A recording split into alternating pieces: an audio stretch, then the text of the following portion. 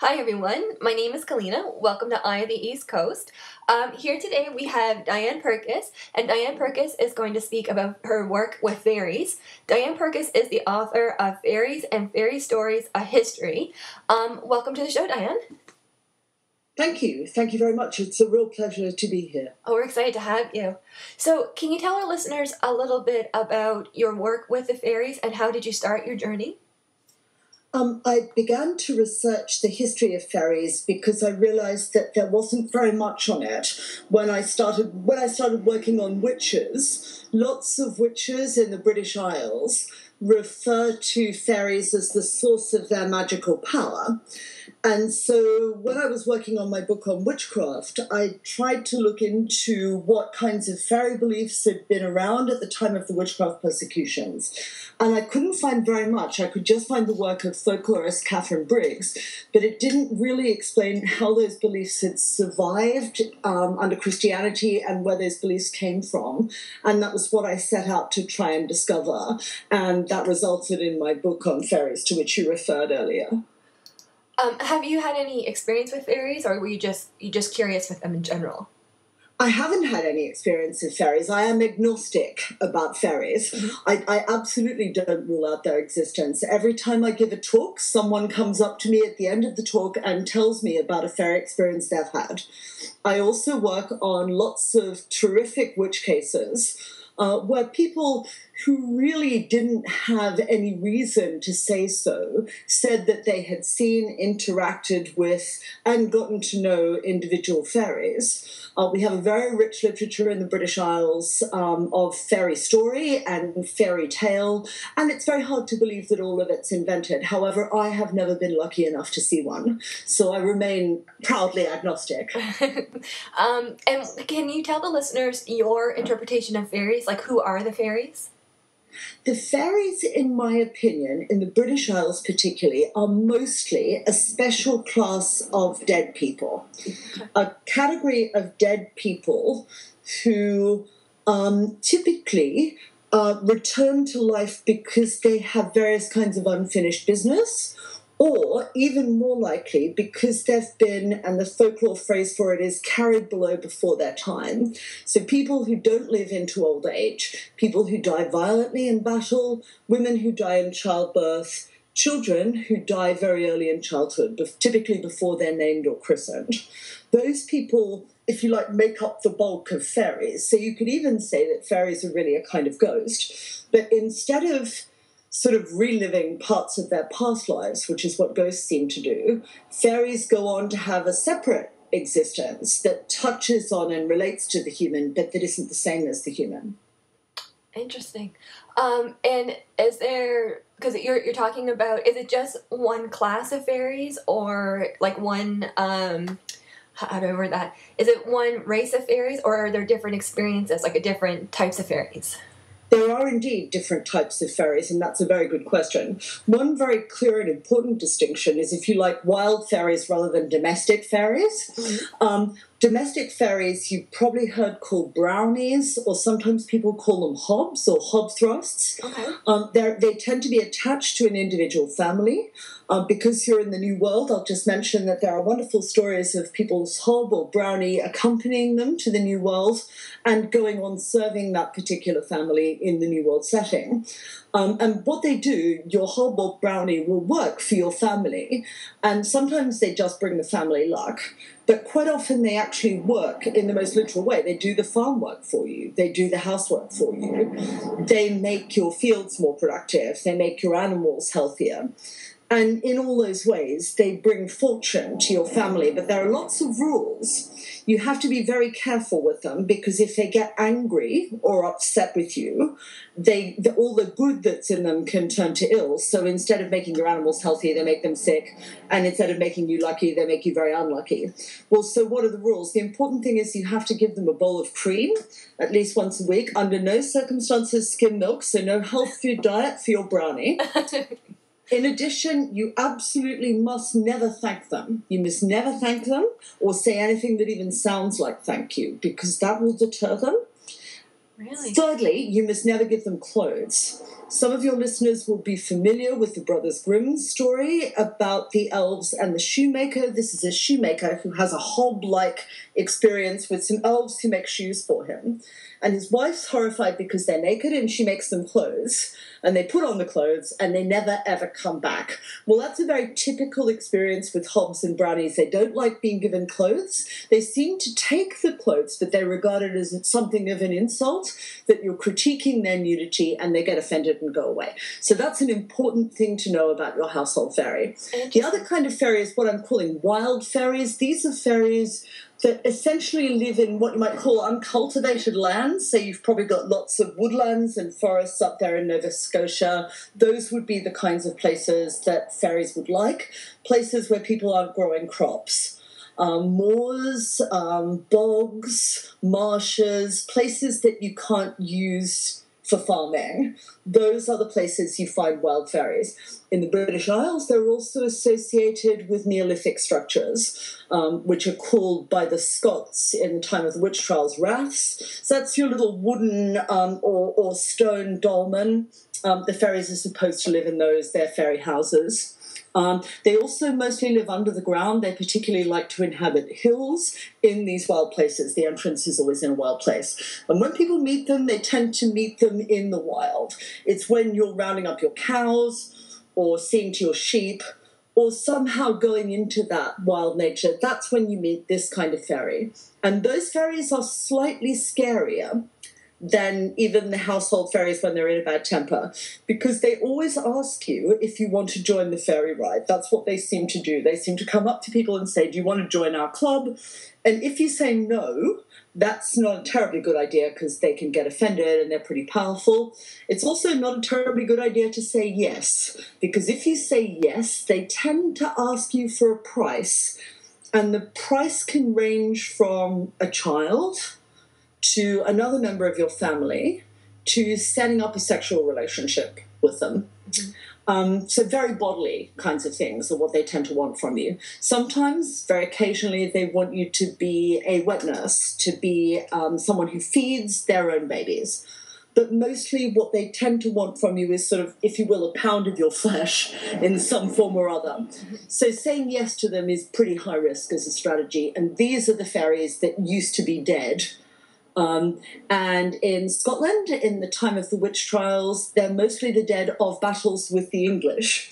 I know you've got lots of people with Scots ethnicity there in that part of Canada, mm-hmm. and they might be interested to know that a lot of fairies seem to be, if you will, produced by the terrible failures of the Scots in the warfare that we call the rough wooing, the wars with England.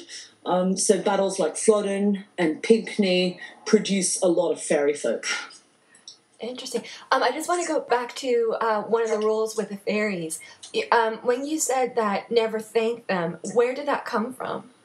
It's really interesting, but it seems like it's encoded in all folklore. We've got tons and tons of folk tales from all over Europe telling this same story over again. It's called a motif.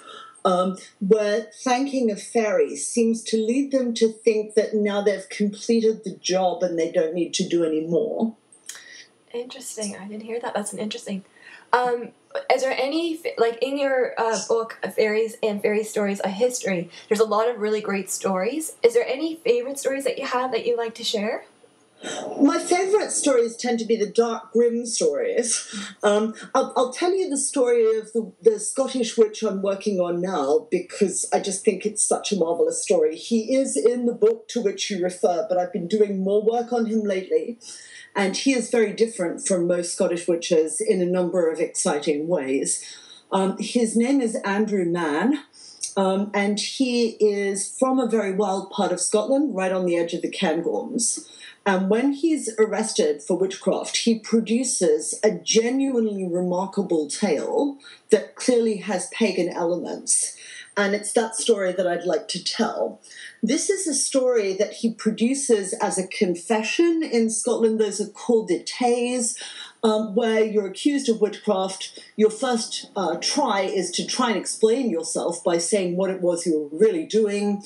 And that tends very usefully, from the folklorist point of view, though very sadly, from the point of view of the witch trials, to produce, we get to know a lot more about the folklore of the time from these kind of rather grim witchcraft trial experiences. So this is Andrew's story. He says that when he's a very small boy, the Queen of the Fairies starts visiting his household.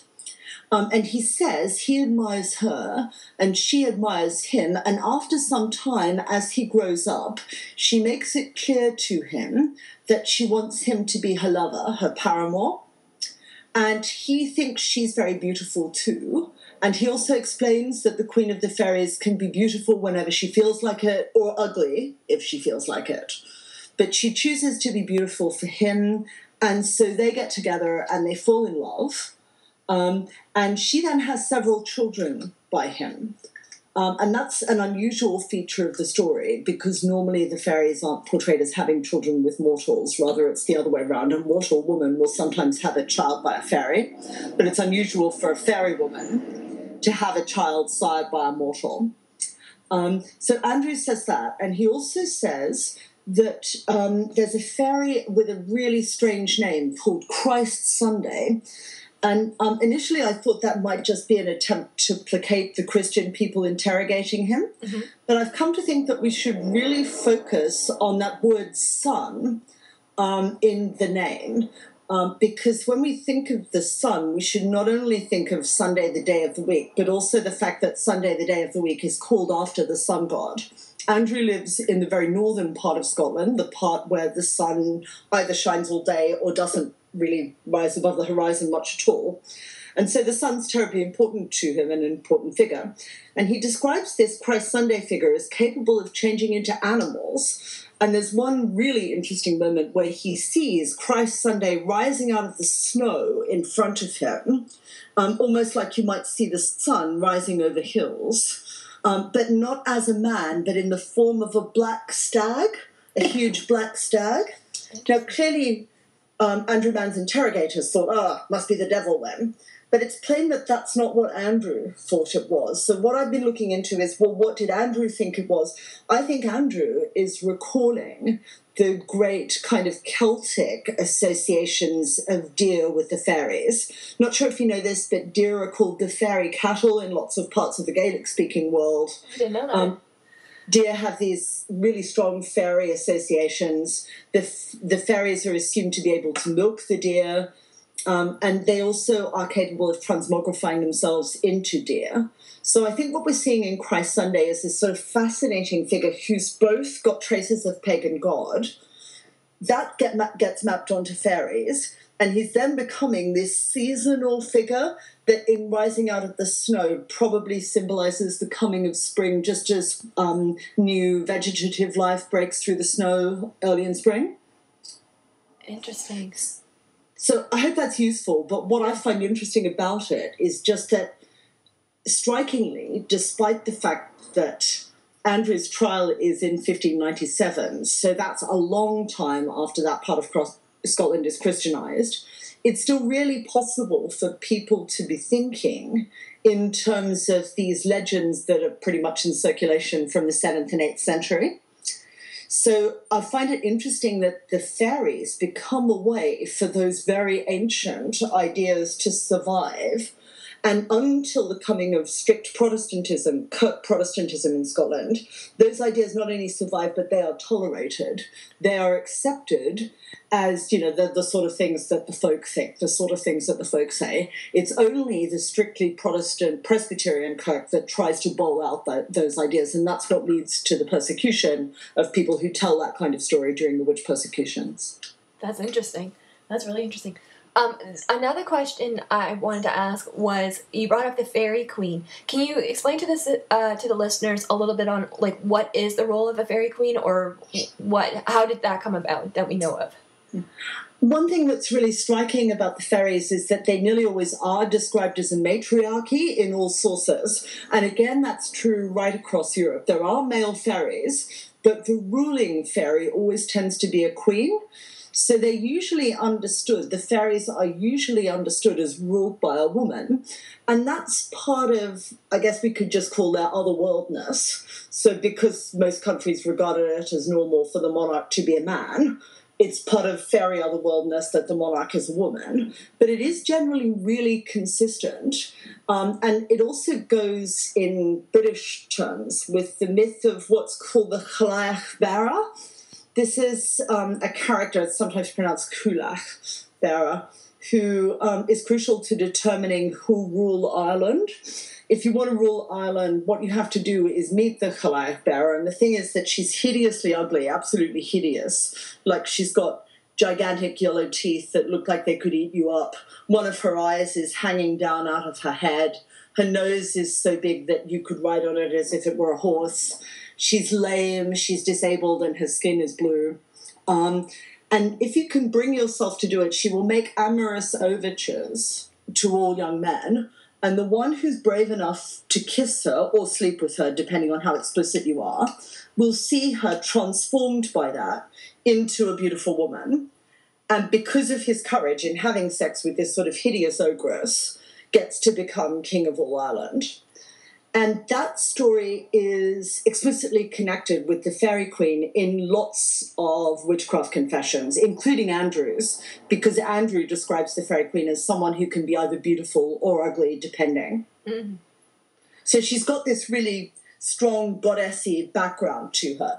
The other goddess we could associate with her is the goddess Diana, who's described in medieval penitentials as the goddess of the witches, and as someone who leads rides of witches through the night. Interesting. Which is pretty much what the Fairy Queen does in Scottish witch trial literature and in Gaelic literature. Interesting.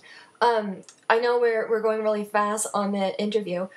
Is there anything that you'd like to tell our listeners, like if they want to do more research on fairies or to even work with the fairies? Is there anything that you would like them to say or to know? I think the great thing to know if they're thinking of working with the fairies is just to be careful. Mm-hmm. Fairies get a really, really euphemistic rap from popular culture in the 21st century. People think of them as pink and fluffy. The guys I've worked on are not pink and fluffy. They're awesome and powerful, and they're quite tricksy. So I would be careful. They're pretty cold. I would describe them as cold. They're also physically cold. But they're exploitative. You know, they want something from you. It might be your blood, it might be your child, and they never give anything without expecting a lot in return. So I would say people who are thinking of working with them need to be quite cautious about it. And that's also what any Renaissance magician would have told you too. The other thing that I would say is I would really urge everybody to read lots of folktales and fairy stories. There are tons available. Also Celtic legends, really terrific. Really recommend strongly Celtic folktales especially.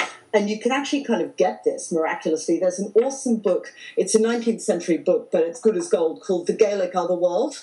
By John Gregerson Campbell. That's a good book. It's a really good book. It's just huge. It's got everything you could possibly want in it in the way of fairy lore and legendary lore. And if anyone's actually going to visit the Highlands, I would recommend it very strongly. There's another little book called The Lore of Scotland, which covers the way fairies are tied into individual locales, so that's another good one. And my third thing is ballads about fairies, The Elfin Knight, Tamlin, Thomas the Rhymer. You can find them all on YouTube, and they're beautiful. There are lots of recordings of them. You get those things into your blood. You'll be singing them and hearing them all day.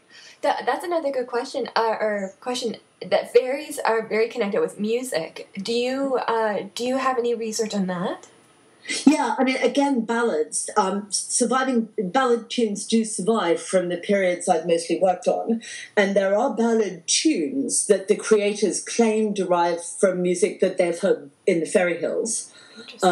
So, I mean, I would warmly suggest that people might want to look into that. Not sure if you know this, I'm not a music expert, but the Scottish ballads actually do have a different kind of harmonic key to Western music as a whole. Really? And yeah, it's been suggested that that form of kind of otherness might relate to fairies and fairiness. And there have been various attempts, perhaps the best known is Mendelssohn's Fingal's Cave, to incorporate it into classical music with varying degrees of success. So you could kind of go away and listen to tons of ballad tunes and see if that helped you get towards the incredible strangeness of this world, which is both like our own and utterly different. Interesting. And you mentioned fairy hills. For our listeners, can you explain to them what a fairy hill is, just in case they don't know? Sure. A fairy hill is just, it's a Scottish and Irish description of a hill that's hollow inside, and inside the hollow, the cave, live the fairies. They typically are little tumuli. You can actually see them in the landscape. And there's a very well-known one in Scotland called the Bill Hill in Aberdeenshire. And they're the kind of little hill that just sort of pops up. There's geological reasons for them, of course. But the rationale is that they're hollow within, and that it's inside that hollow that the fairies live.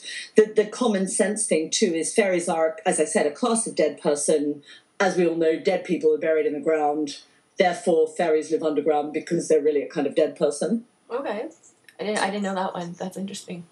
And for listeners, because I know this one fast, if they want to get in contact with you, too, about your work, how can they go about that?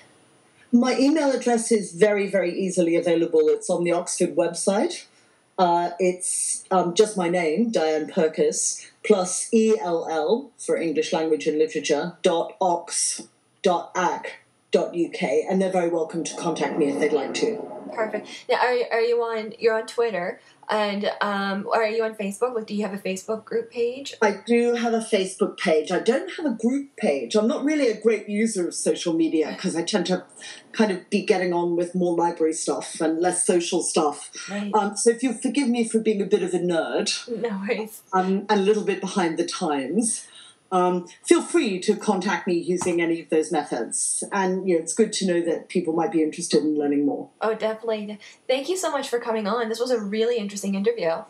Oh, thank you very much. I found it very rewarding too. And thank you for giving me so much leeway to speak. I hope I didn't drone on too much. No, you were lovely. Okay, now we have Erica and Nicole here to talk about Reiki. And they're from Halifax Yoga. They're going to be putting on a Reiki workshop on August the 10th. Erica and Nicole, welcome to the show. Hello. Hi there. How's your day going? Great. Going wonderful. We're excited to talk to you guys. Oh, we're happy to have you on IB's Coast. So, Erica and Nicole, tell me a little bit about your guys' background. How did you guys get onto this path? Well, Erica and I met at Halifax Yoga a couple of years ago, and we did our yoga teacher training together. And I think both of us have always been drawn to energy work. And through the yoga teacher training program, we really each developed on our own path. And then Nicole was drawn to Reiki. Yeah, and I was guided to the lovely Tracy Jennings. Oh, nice. And completed my level 1 and level 2. And in acquiring my hours for the Canadian Reiki Association, I offered Erica and asked if she would support that process, and I practiced Reiki on her, and she was guided to do the same. Yeah, and I really found that I always knew deep down in my heart that I wanted to be able to do Reiki and share that healing practice with other people, and it was Nicole that really encouraged me and gave me the push that I needed to really take it on. So, well, that's excellent. It's always nice to hear backgrounds of you guys. You guys are so talented, and now you're putting on a workshop on August the 10th. Can you tell me a little bit more about that? Yeah, absolutely. Well, it was kind of conceived From Nicole first. She had this idea to do a workshop at Halifax Yoga and really wanted to share Reiki with the community there and the larger community as well. And she asked me if I would be interested in doing it with her and creating it together.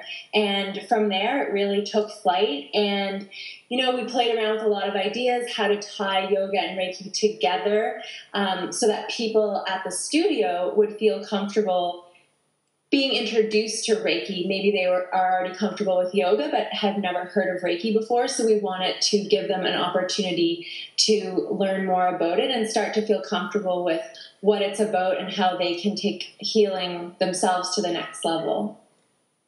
And for our listeners, if they want to find more information about how to go to this event, where would they go?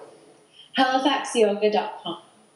So it's interesting how you mention how yoga, because you would think yoga was fairly a very spiritual practice, and people are kind of just getting into the Reiki with the yoga. Yes, we really wanted to draw an awareness on just how complementary both of those practices are. You know, if you look at the concept of yoga that works with prana, which is life force energy, and you combine that with movement, with breath, and it acknowledges the chakras and the energy centers, both practices really do help assist in a calming, peaceful, loving process to draw an awareness to your truest, highest self in mind, body, and spirit. And I think some people, they're drawn to yoga because of the physical practice, or maybe they have an injury and someone that they know suggested yoga. But then as people practice more and more, they start to realize that there's a whole spiritual element.